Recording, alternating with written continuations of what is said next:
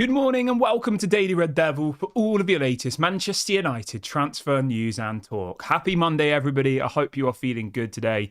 I hope everyone is still reliving that beautiful 3-0 victory against Everton yesterday with what I described as the best goal I've ever seen from Garnacho. We do have a massive show to bring you guys this morning, though. So before we do that, please do smash a like on the video. Please do subscribe to the channel, bottom right-hand corner. On the show today, we're going to be talking a little bit about Mason Greenwood. Obviously, his loan at Getafe expires in January, so we'll be discussing what might happen with him in the January window. Lots and lots to get into on that front, actually. There's quite a few different stories coming out, ultimately saying what might happen with Mason Greenwood. So we'll, of course, be reacting and discussing that.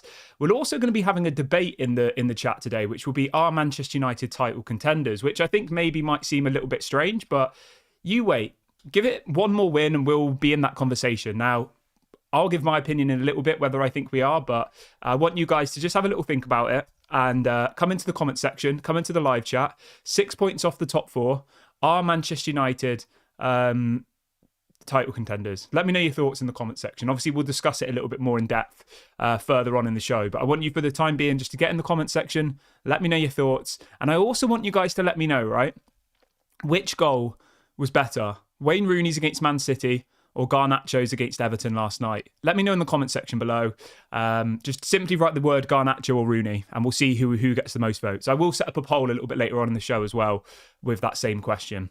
Right, let's talk really quickly. I don't want to focus on this for too long, but just a little bit about Jim Ratcliffe. And the story coming out this morning is that apparently Manchester United and Jim Ratcliffe are now preparing the announcement of his 25% stake. So will it be this week? I think so, yeah.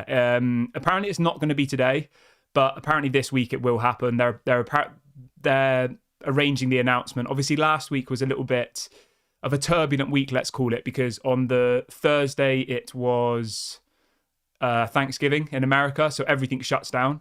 And then on the Friday, I think everything shuts down as well. Obviously, the stock market's closed on the weekend, and they can only announce a new investment in a football club or business, whatever it might be, if the stock market is open. They can't do it otherwise. So obviously with the stock market being closed Thursday, Friday, Saturday, it wasn't going to be, and Sunday, it wasn't going to be announced then. So it has to be this week, really. So yeah, from what I'm hearing this morning, they are preparing the announcement. What that announcement will be it be an interview with Jim Ratcliffe? Hopefully we'll get some in-depth answers on some of the things we're concerned about. But yeah, it looks like this week we will get clarity. But you know what? In some ways, it has come at a good time because I think we still do have enough time now for him to, be handling the sporting stuff by the time the January transfer window opens. We've got about 4 weeks until the January window opens. Obviously, that opens on January the 1st. 1, 2, 3, 4. Yes, 5 weeks today. So 5 weeks today, we should be able to start seeing people like Sancho, Van der Beek, people leaving. And then also the future of Mason Greenwood will also be decided, which we will discuss in a minute. But yeah, let me know in the comment section, guys, as well. What kind of business do you think Manchester United should be doing in the January window? Let me know your thoughts. Let's jump into the chat really quickly. Let's see what people are saying this morning. Hope everyone is doing good.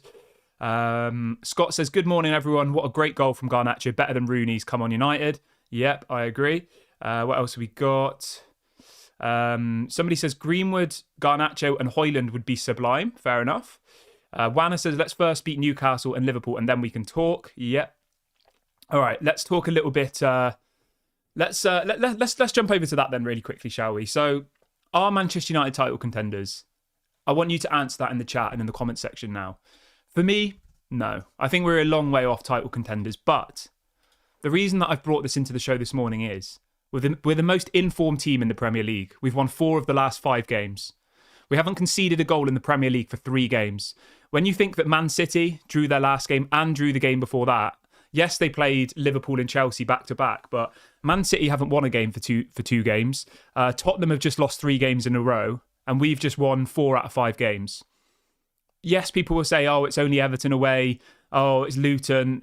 You can only beat what's in front of you. And Everton away is never an easy fixture for anybody. It isn't, especially when they've just been deducted 10 points, especially when that Everton crowd were probably the most up for it in probably the whole any game this season. They were letting off fireworks. You could hear on the commentary that the Everton fans were letting off fireworks in the stadium. And our players managed to pull together. Mentality was a lot better yesterday, I thought. There was no heads dropping. But I think the key thing to that is that if we get the first goal, we usually go on and win, don't we? It's when we concede first. That's when the question marks are asked. But yeah, if you just look at our form now, I personally don't think we have I don't think we're in the right moment to be in a title race personally, but you have to be in that conversation. We're 6 points off the top, 2 points behind Tottenham, who supposedly had already won the trophy after 5 games. You know, you saw the Tottenham fans literally making out that they'd won the Premier League after 5 matches. We're 2 points behind them. They've lost 3 games in a row. As I said, we haven't conceded a goal in the Premier League for 3 matches. Let this sink in for a second, right? You do realise that Onana is the joint top goalkeeper in the Premier League for clean sheets. He's joint top at the moment. I mean, that's crazy, isn't it? Considering how bad his start was, he's turned a massive leaf, and I'm really, really impressed with Andre Onana. Do I think we're title contenders? I'll tell you this, right? If we go and beat Newcastle next weekend, and other teams drop points, I still don't think we are, but obviously you've got to try and get a little bit excited, don't you? What's the point of being a football fan if you're just going to be miserable all the time? As I said, if we were to go and beat Newcastle away from home next weekend, which we usually don't do, I would still be like, I don't think we're going to win the title, but I would be a bit more entertaining the idea. Let's see what people are saying in the chat, though. Scott says, yes, we're always title contenders. Malp says it was only Everton. If they had taken their chances, they could have beaten us. Bigger tests to come. Fair enough, but I think in that second half we did play well.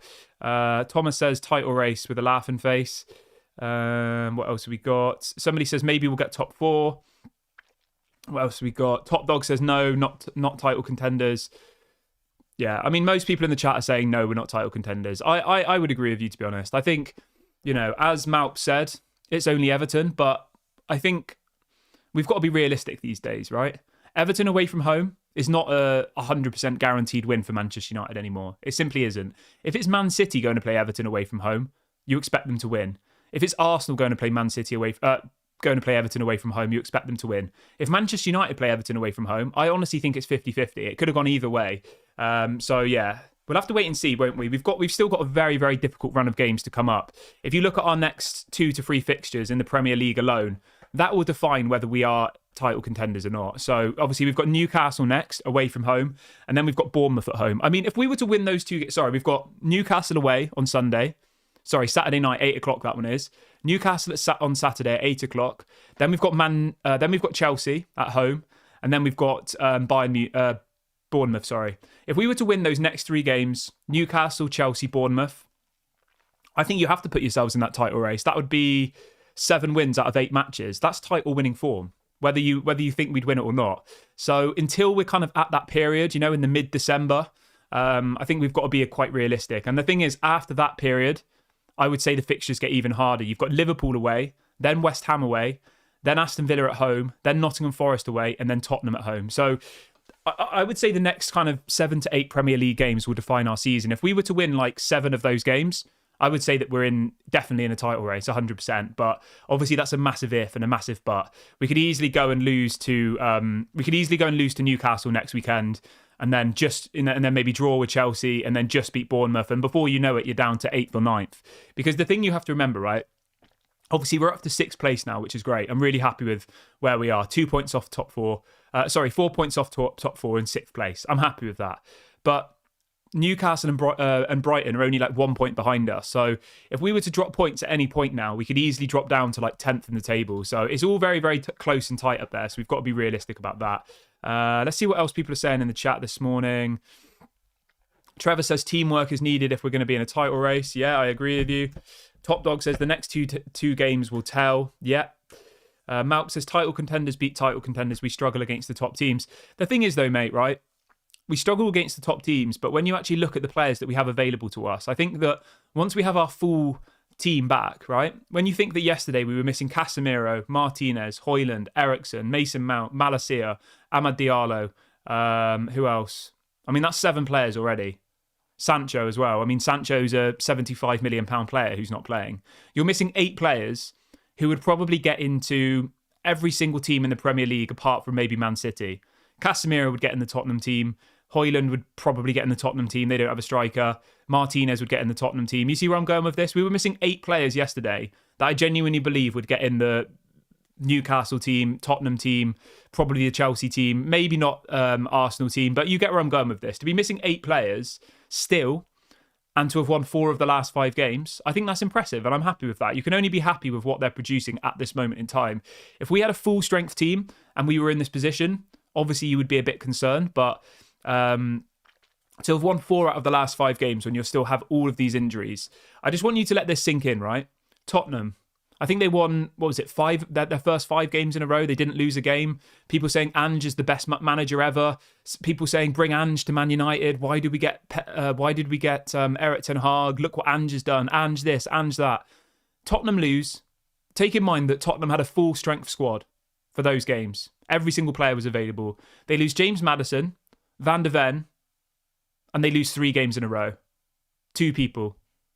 They lost 2 of their main players, and then they literally lose 3 games in a row. Just let that sink in and put some respect on Eric Ten Hag's name, because it's easy to slag off Eric Ten Hag and say, oh, he's not good enough. He's from the Dutch league, all of this stuff, right? But as soon as you flip that on its head and you look at Tottenham's situation, people comparing Eric Ten Hag and Ange, saying, look how great Ange is, giving him manager of the month 2 months in a row. I mean, that's easy to do, isn't it, when you've got a full strength squad? I think. When you're missing 8-9 first team players from the beginning of the season, and then when one player comes back, another one gets injured, Luke Shaw comes back, great. Oh, now Eriksen's out for a month. Now Mason Mount's out for a month. Now Højlund's injured. Like, we get one person back and then 3 more people get injured. Casemiro's injured. So I think we've just got to keep that in mind. Let's see what else people are saying in the chat this morning. Everybody who's just joined, please do smash a like on the video if you haven't already. It really helps to bring more people into the chat. Doesn't cost any money, so please do like and please do subscribe if you are new. Mita says, what's happening with Anthony? He wasn't even on the bench yesterday. Apparently Anthony had a muscle injury yesterday. That's what Manchester United is saying. So make of that what you will. I will say this though, right? We look like a much better side without Anthony. A much better side. We really, really do. I think Rashford on the right was pretty poor, but I still think he looks better. Fred says, what makes you think the injured players would improve that performance, Kieran? Well, I think Martinez would get in that team any day of the week. I think Casemiro would get in that team over McTominay any day of the week. I think Højlund would get in that team. I think like Eriksen, Mason Mount, Malacia, like all of those people would be on the fringe of the squad. It's a squad game, isn't it?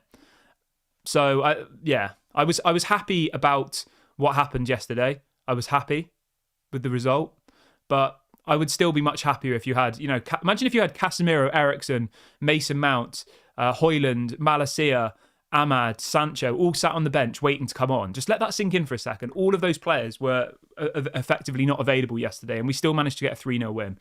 Midas says Rashford lost the ball every time he got it and the passes were horrible. I agree. Oh yeah, and Varane as well. I missed Varane. He wasn't even playing either. Don says get Greenwood back in January, Sancho to go and Anthony.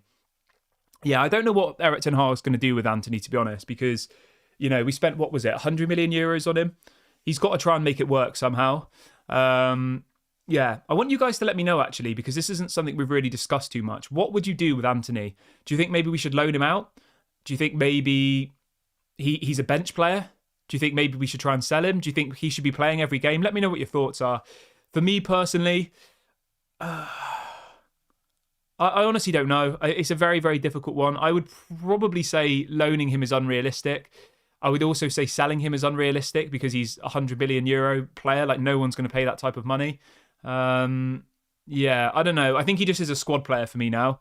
I think Rashford's going to start, and I think Garnacho has to start every single game for me now. He does. Kobe, Mainu, and Rashford are unbelievable. We need to build that team around Kobe, Garnacho, Højlund. Those 3 players, it has to be built around. They're like, what, 18, 19, and 20. That's the future of Manchester United right there. Marcus Rashford's supposedly in his prime right now. He's, what, 26, 27? Within 3 or 4 years, he's probably going to be pushed out of the squad, I would imagine. Right, let's move over to the story about Mason Greenwood. So, for anybody who's unaware, Mason Greenwood's loan at Getafe ends in January. It was only a short-term loan. Now, he's been on form for Getafe. He is. I'm not gonna beat around the bush. He's been banging the goals in, getting assists. He scored an absolutely unbelievable goal against I can't remember who it was, but it was on the weekend. He scored an absolutely unbelievable goal. If you haven't seen it, go and have a look. Mason Greenwood's goal. So far this season for Getafe, he's got 4 goals and 3 assists in 11 matches. I mean, that is good, isn't it? 7 goals and assists in 11 matches playing for Getafe. That's a very, very good return. So fair play to him going there, trying to restart his career, whatever you want to say. And the story that's coming out today is that apparently both Barcelona and Real Madrid are interested in signing Mason Greenwood. What do you think of that? Now, obviously he's been welcomed somewhat to La Liga, hasn't he? The reaction in the Spanish media has been nothing like what the reaction in the English media has been like. He's gone there. He's probably pretty under the radar, as in not that many people probably know who he is, by way of if he's walking around on the streets and stuff. I would imagine Imagine if he was walking around Manchester now, he would be getting absolutely bombarded with press and stuff. He's gone a little bit under the radar over there. But he has been banging the goals in and he's been getting assists. And he's not, for somebody who hasn't played football for 18 months, his goal return and assist return has been incredible, to be honest. He's got 1 year left on his contract. So Manchester United really need to make a decision now. There is the option for an extra year, but in theory, his contract expires this coming summer. So in about 6 or 7 months, his contract will be expiring, but there is the option to extend it by 1 extra year. Manchester United do need to make a decision, I think, in January. Either they bring him back and they give him a new contract, or they look to sell him, because continuing to loan him is pointless. He's proven that he's still the player he was before. To be getting 7 goals and assists in 10 matches in La Liga for Getafe, who, let's be honest, are not the best team. It's not like he's playing for Real Madrid or Barcelona and he's stat padding. He's playing for Getafe. To get those types of stats for at a club like that is impressive. But they need to make a decision in January. They either cash in on him or they bring him back. It has to be one or the two for me. I think continuing to loan him seems pointless because ultimately we're paying the majority of his wages. Apparently we're even paying for him to have like a villa over there. Like we're pretty much paying for his life over in Getafe because obviously Getafe don't have the resources. Mike says, we all want Greenwood back no matter what. Fair enough. Well, let me know in the comment section. Thank you for the super chat, mate. Let me know in the comment section, guys, what your position is on the Mason Greenwood situation. Do you think he should come back to Manchester United? Obviously, it's a very difficult one to predict, but we are now about a month away from when we're going to have to start having these conversations again. In 1 month's time, it's going to be something that's going to be talked about constantly. Ranjit says, I want him back, but what about the politics? Yeah, that's fair enough. I think it's difficult. I think, obviously, Jim Ratcliffe coming in probably does open the door to it because it's a new person behind the sporting direction. Now, we do know that Paul Mitchell, the alleged new director of football, was out watching the games for Mason Greenwood. He was out there scouting him effectively. Now, is he doing that to try and sell him, or is he doing that as in a position to bring him back? That's something we'll have to wait and see what happens. So Alan says it's a short loan. Why is it? I think it was just a short loan just to see how we got on, to be honest, mate. I don't think loaning somebody out for a season who's not played for about 18 months is the most sensible thing, Let's have a look. Paul says, I've watched his games. He's getting stronger and fitter. Kevin says, can we have a bring Greenwood back poll? Yeah, okay, I'll do that. Why not? I'm going to set up a poll quickly, everybody. Please do smash a like on the video. Please do smash a like on the video and subscribe if you haven't already. There you go. Right. I've set up the poll. So the question's simple. Do you want Greenwood back? Yes or no? I think at the moment, from the information that we have in the general public, I don't think there's enough information out there to really make a decision. I think we need to find out more about what happened in that whole situation and whether we will or not. I don't know. But yeah, I'm sitting on the fence with this one at the moment, to be honest. Joshua says he scored an outside the box shot against Almeria. Yeah, mate, that goal was unbelievable. Unbelievable, the goal he scored on the weekend. I'll say this though, right? There is absolutely no doubt that Greenwood is a generational talent. He was one of the best players at Manchester United when he was here. He was quality, absolutely quality. I think he's got a higher ceiling than Marcus Rashford, definitely. I think he's got a higher ceiling than Anthony. So there's no doubt about that. I think he's a very, very good player. Definitely better than Sancho, somebody says in the chat, which I agree with. Director of Football says, if you can bring back Anthony, then why not Greenwood? Yeah, mate, the thing is, right, it's all a matter of opinion. And I think the problem with the Greenwood situation was how public it all was. The moment that all of those clips got leaked on Twitter or wherever it was, that just opened the door to it, didn't it? That just opened the door to this whole situation. Paul says, who knows, maybe Greenwood doesn't even want to come back. I mean, mate, that's a possibility. As I said a couple of seconds ago, right? He's probably out there in Getafe, living in the Spanish sun, in a lovely villa, probably not getting bothered by the press at all. Him and his partner and their newborn child are probably having a very relaxed life. He's playing football in the sun. He's banging in goals. He's getting assists. He's probably living the dream, right? He comes back to Manchester, and every second of every day, him and his partner and the child will just be berated by press. They'll be following them. They'll be probably, lurking outside their houses waiting for them to come out. They'll be approaching, his family and his friends. And what the press are like in England. They are. They're really not very nice in these types of situations. Voice of Reason says, I'm sure Greenwood's contract ends in 2025. No, so his contract ends next summer, but there's an option of 1 extra year. So he's got 6 months left on his current deal. But Manchester United can extend it by 1 year. Let's have a look what else people are saying.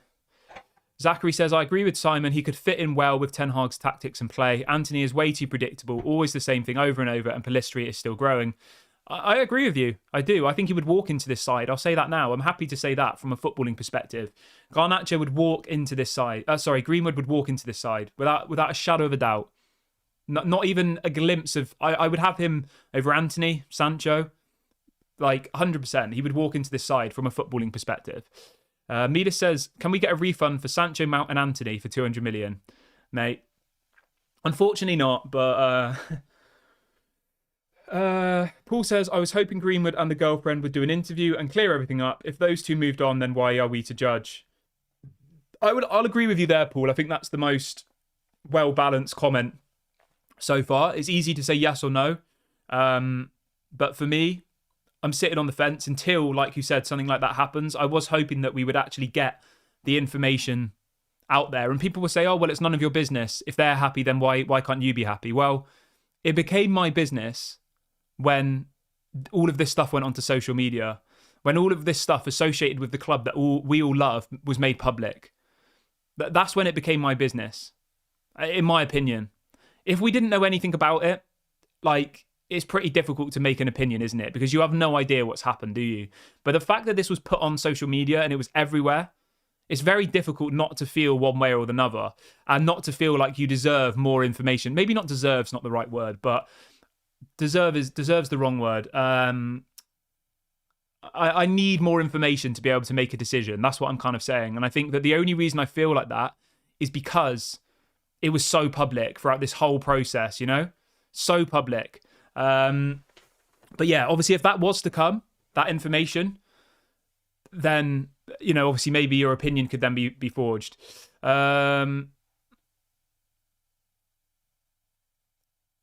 What else we got? Top Dog says, if it was that back, surely they would have sacked him. If it was that bad, surely they would have sacked him.